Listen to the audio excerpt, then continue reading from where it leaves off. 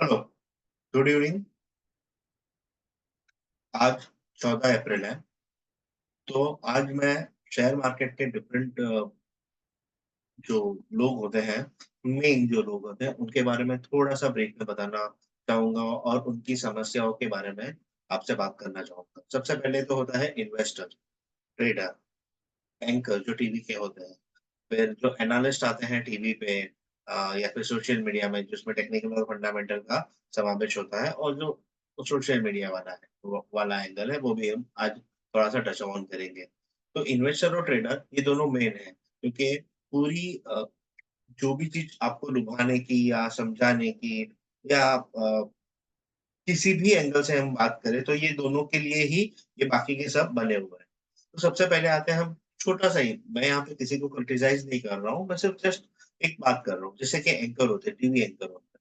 अभी TV anchor को क्या करना है? वो पूरे दिन क्या आपसे बात करेगा? क्या न्यूज़ लेके आएगा? कौन से फंड हाउस को लेके आएगा? ठीक है?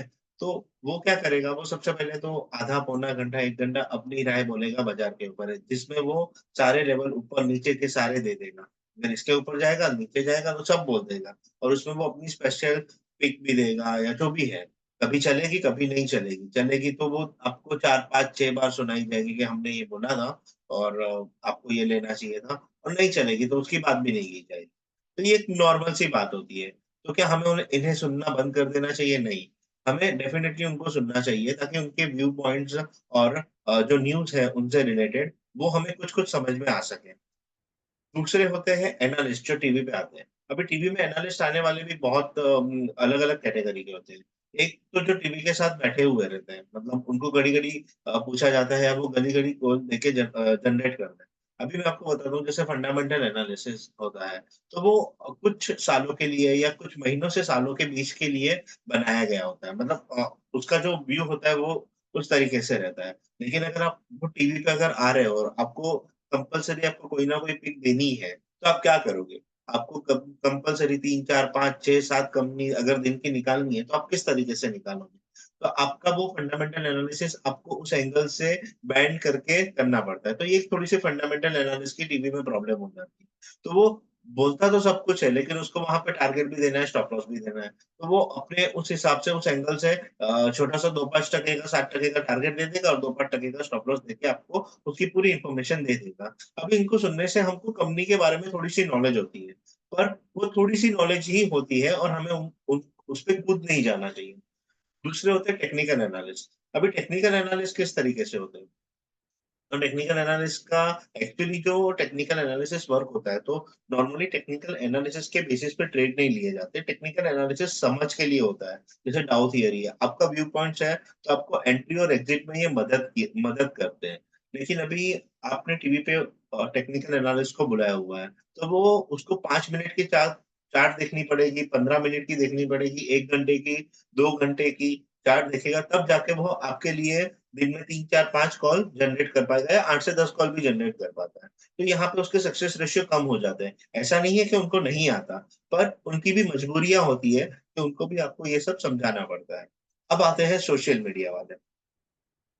तो टीवी में एंकर और ये आते हैं, वो भी अपना प्रोडक्ट बेचते हैं। तो वो आप वहाँ पे टीवी में आते हैं तो एक उनकी एडवर्टाइज़मेंट भी हो जाती है कि हाँ, ये आदमी टीवी में भी आ रहा है और अपना ये अपना प्रोडक्ट बेच रहा है, अपना कोर्स बेच रहा है, तो ज़रूर ये होशियार होगा। तो इस तरीके से उसकी एडवर्टाइज़मेंट हो जाती है और हम शायद उसमें से कोई परचेज़ भी कर लेते हैं, उनके कोर्स परचेज़ कर लेते हैं या उनकी कोई सर्विसेज़ परचेज़ कर लेते हैं। ठीक है? अभी एक और एंगल आता है, वो है फंड मैनेजर का। अभी आप फंड मैनेजर को बुलाओ, फंड मैनेजर को आप कभी भी बुलाओ, अगर निफ्टी 7,000 की होगी तो भी वो बुलिश बोलेंगे, 10,000 में भी बुलिश बोलेंगे, 22,000 में भी और 25,000 में भी और वो आपको लॉन्ग टर्म एसआईपी का ही आपको बोलेंगे। तो वो उससे आपको फ़ायदा क्या होता है? तो उसमें कुछ-कुछ इनसाइट डेफिनिटली मिलती है, लेकिन एक चीज़ समझ लो कि वह कंटीन्यूअसली आपको लॉन्ग टर्म के लिए ही बोलेगा और लॉन्ग टर्म एसआईपी के लिए ही बोलेंगे। तो रीज़न चाहे कुछ भी हो जाए, बराबर?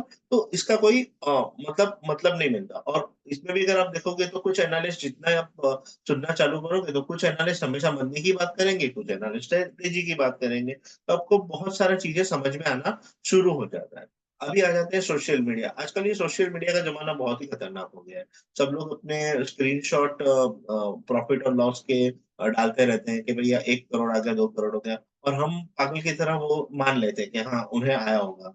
अरे भैया, अगर उसको 1 करोड़ रुपया दिन का आ रहा है या ये सब है तो शायद मतलब आप समझ रहे हो ना कि अगले 5 साल, 10 साल में वह दुनिया का सबसे बड़ा रिच आदमी हो जाएगा क्योंकि वह अपने कैपिटल का 20, 30, 40, 50% रिटर्न वो महीने में निकाल रहा है। ये पॉसिबल नहीं होता है। कभी-कभी कोई-कोई लोग कर जाते हैं लेकिन वो भी एक लिमिट तक, एक लिमिटेड कैपिटल के साथ ही वह चीज़ होती है। तो ये सब चीज़ें हमें भी समझनी चाहिए। तो कोई भी सोशल मीडिया वाले के ट्रैप में आने से पहले हमें डेफिनिटली ये सब चीज़ों को समझना चाहिए। Social media in the sense I am talking about influencer क्या बोलते हो? फाइनेंशियल इन्फ्लुएंसर जो बोलते हैं उनके बारे में मैं बात कर रहा हूँ। अभी जो सबसे बड़े 2 इसमें से मेन है इन्वेस्टर और ट्रेडर। अभी जो ट्रेडर और इन्वेस्टर है, ये दोनों ये पूरा दिन ये तीनों जनों को देख-देख के उन्हें यही नहीं मालूम पड़ता है कि मुझे इन्वेस्टमेंट करना चाहिए कि ट्रेडिंग करना चाहिए। बराबर है? क्योंकि अगर आप इनको सुन के अपना कोई भी ट्रेडिंग या इन्वेस्टमेंट का डिसीजन ले रहे हो, तो आप डेफिनिटली लॉस ही कर रहे हो। तो इससे आपको करना क्या चाहिए? तो सबसे पहले आप अपने दिमाग में क्लियर कट डाल दो कि आप इन्वेस्टर हो कि ट्रेडर हो। सबसे पहले मैं आपको एक छोटा-सा चीज़ बता देता हूँ, इन्वेस्टर और ट्रेडर में डिफरेंस क्या है? ट्रेडर मतलब सीधा इनकम टैक्स की भाषा में ही हम बात करेंगे। ट्रेडर मतलब इंट्राडे ट्रेडर होता है, शॉर्ट टर्म ट्रेडर होता है। इंट्राडे मतलब आज लिया, आज ही बेच दिया, बराबर? दूसरा होता है शॉर्ट टर्म ट्रेडर, जो आज लिया और 1 साल के अंदर कभी भी बेच सकता है, ठीक है? तो उसका होराइज़न आज लेके कम से कम मिनिमम 1 दिन रुकेगा या फिर मैक्सिमम वो 1 साल के अंदर 365 डेज़ के अंदर कभी भी अपना माल बेच देता है। उसे हम शॉर्ट टर्म इन्वेस्टर कहते हैं या शॉर्ट टर्म ट्रेडर कहते हैं। और एक अभी कैटेगरी आ गई है वो है एफ-एंडो ट्रेडर। एफ-एंडो ट्रेडर में भी कुछ लोग खाली फ्यूचर्स में काम करते हैं और कुछ लोग कॉल एंड पुट्स में काम करते हैं। ठीक है? तो अभी सबसे पहले मैं एक नॉर्मल ट्रेडर्स की बात करता हूँ। नॉर्मल ट्रेडर के लिए क्या-क्या ऑप्शंस होते हैं? तो सबसे पहले इंट्राडे। इंट्राडे में वो लोग क्या करते हैं, आज ही सुबह इक्विटी में माल लिया या जो भी है बेचा और उसको 3:30 के पहले-पहले स्क्वेयर ऑफ कर देते हैं। तो जो भी प्रॉफिट लॉस आया, वो अपना करके खत्म हो जाता है। और दूसरा आता है शॉर्ट टर्म, जैसे मैंने आपको बोला 1 दिन से ज़्यादा मतलब रख के 365 डेज़ के अंदर कभी भी उसको बेच देता है। उसके बाद आता है लॉन्ग टर्म इन्वेस्टर, जो कि 365 डेज़ से ज़्यादा अपने शेयर्स को होल्ड करता है और रखता है। उसे हम इनकम टैक्स की भाषा में भी इन्वेस्टर बोलते हैं, ठीक है? और इसके हर एक के अलग-अलग टैक्स रेट लगते हैं। और अब आता है एफ-एंडो ट्रेडर। अभी एफ-एंडो ट्रेडर क्या होता है? वो इंट्राडे ट्रेडर भी हो सकता है और मंथली ट्रेडर भी होता है। आपको मालूम है कि हर थर्सडे को एक्सपायरी होती है, तो आप एक्सपायरी तक अपना कोई भी कॉन्ट्रैक्ट को कैरी कर सकते हो। अगर आपको उसके बाद कैरी करना है, तो वो कॉन्ट्रैक्ट को समझो आपने लॉन्ग किया है, तो ये एक्सपायरी अप्रैल में एक्सपायरी है, तो समझो अप्रैल एक्सपायरी बेच के मई की एक्सपायरी में लेना पड़ेगा। एक सिंपल सा है। तो वो एक्सपायरी टू एक्सपायरी कैरी कर सकता है, आज लेके आज बेच सकता है, ये एफ-एंडो का ट्रेडर है। एफ-एंडो में एक फ्यूचर के ट्रेडर होते हैं और एक ऑप्शंस है। ऑप्शंस में कॉल और पुट ऐसे 2 ऑप्शंस अपने को मिलते हैं करने के लिए। अभी फ्यूचर क्या होता है? फ्यूचर की लॉट साइज़ होती है और कॉल और पुट में भी एक है, तो हम उसके बारे में कभी डिटेल में फिर कभी बात करेंगे। ठीक है? तो ये हो गया ट्रेडर और इन्वेस्टर का एक छोटा-सा। अभी सबसे बड़ा प्रॉब्लम क्या होता है?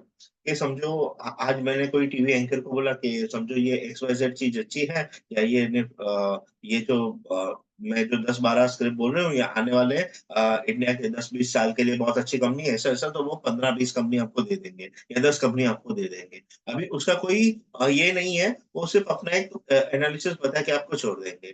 फिर कभी भी समझो आज नहीं 1 साल, 2 महीने, 6 महीने में कोई भी एक कंपनी चलेगी तो उसका वो जो रिकॉर्डिंग होगा वो आपको सुना दिया जाएगा कि हमने ये बोला था, ये बोला था, ये बोला।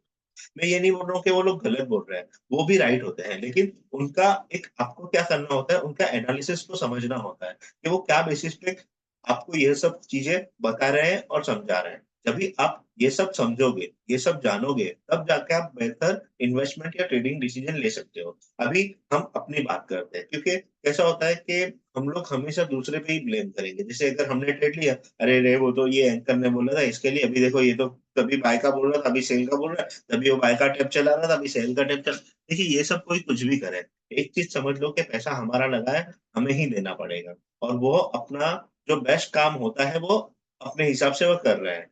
तो उसमें कुछ गलत या सही नहीं होता है। कभी-कभी वो लोग राइट जाते हैं, कभी-कभी रॉन्ग जाएँगे, ठीक है? और उनको पूरा दिन बोलना है, तो उनकी भी आप समस्या को समझो, ठीक है? जो अभी जैसे सोशल मीडिया वाले हैं, वो लोग क्या है, उनको अपना स्मॉल केसेस बेचना है, उनको अपनी यूट्यूब चैनल बेचनी है, मतलब यूट्यूब चैनल में जो कर रहे हैं, वो सब चीज़ें बेचना है। तो उनका कमाने का है, तो अभी आप पे है कि आपको उनका कस्टमर बनना है कि नहीं बनना है, ठीक है? और सिंपल है, अगर आपके पास लालच है, तो वह आपको समझ लो कि आपका लालच का फ़ायदा उठाएगा ही।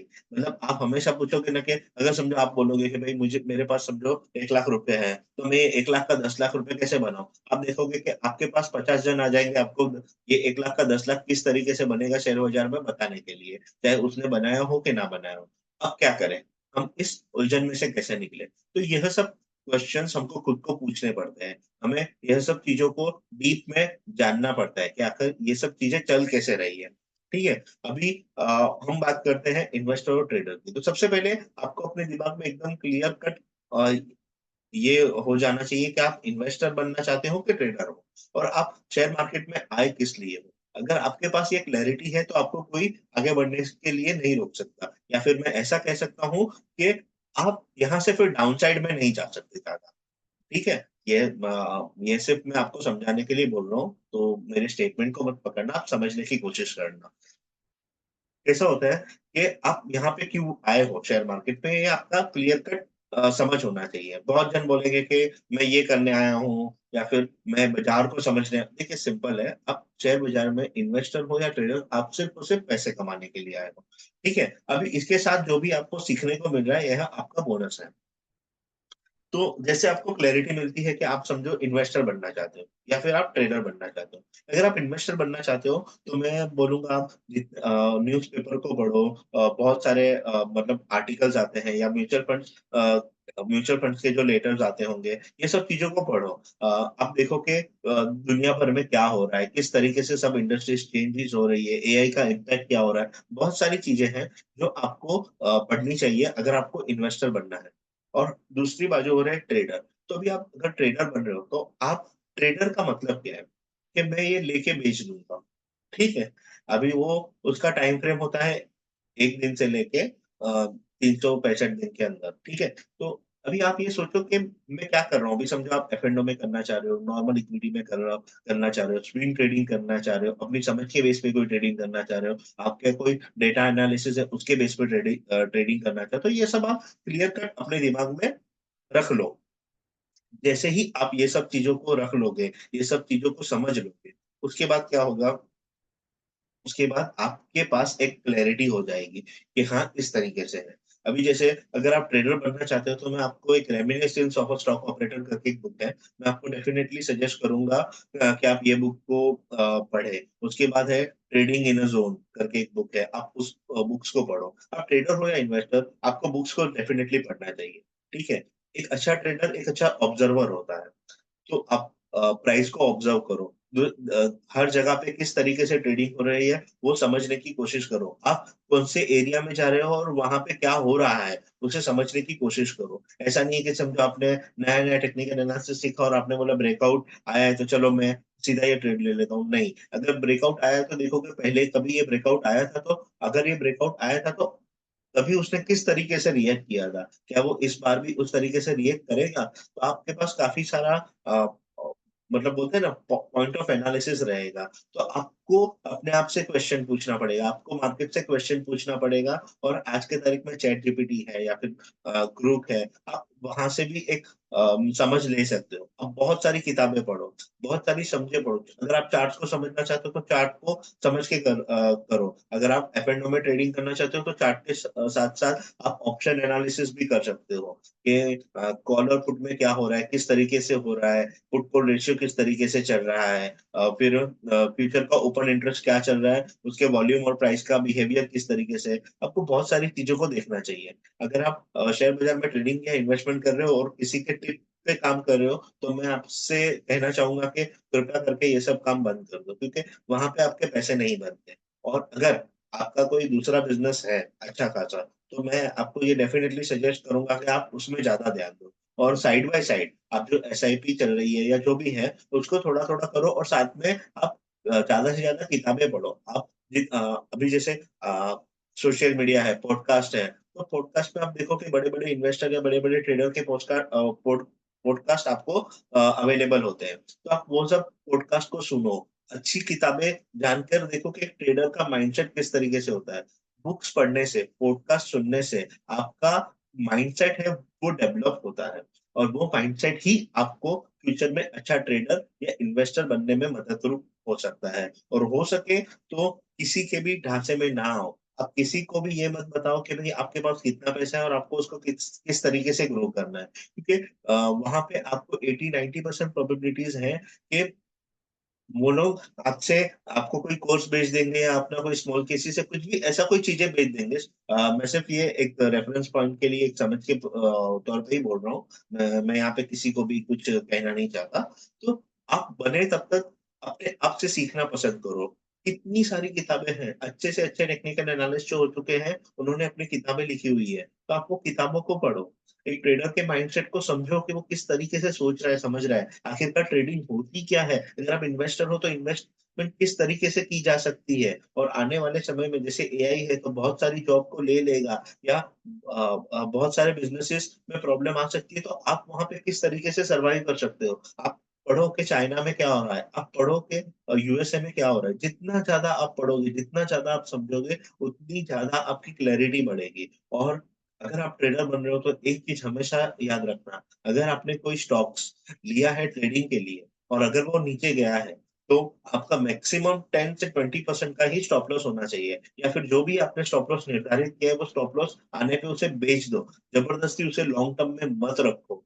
तो ये सब चीज़ें आपके दिमाग में आ जाएगी अगर आप ज़्यादा से ज़्यादा किताबें पढ़ोगे और स्टार्टिंग में अगर आप नए-नए हो, तो मैं तो आपको सजेस्ट करूँगा कि स्टॉक मार्केट वेल्थ क्रिएट करने के लिए बना है, ट्रेडिंग या उसके लिए नहीं बना है। आप ट्रेडिंग डेफ़िनेटली करो, पर ज़्यादा से ज़्यादा ये सोचो कि मैं वेल्थ कैसे क्रिएट करूँ और वेल्थ क्रिएट करने के लिए आपको स्टॉक मार्केट की समझ होनी चाहिए।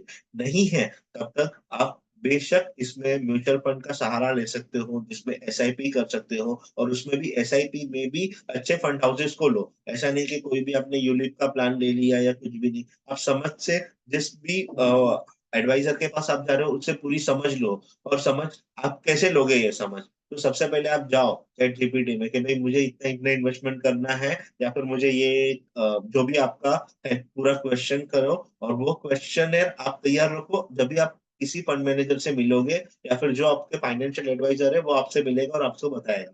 तब आप वह पूरा जो अपना डाउट है वो चैटजीपीटी से अपने डाउट को क्लियर करके उसके क्वेश्चन बना के आप अपने एडवाइज़र के पास जाओ कि इसका क्या होगा? इसका क्या होगा? इसका माइनस पॉइंट क्या है? इसका प्लस पॉइंट क्या है? आप पूरा उससे डिटेल में समझो तब जाके आप कोई फंड में या कहीं पे इन्वेस्टमेंट्स करो। क्योंकि ये आपकी हार्ड अर्न्ड मनी है तो इस ये ग्रो करने के लिए ही होना चाहिए। आप जो भी समझ रहे हो। ठीक है? तो मैं अपना जो बेस्ट नॉलेज है वो आपको होप मैं दे पाया हूँ। Thank you.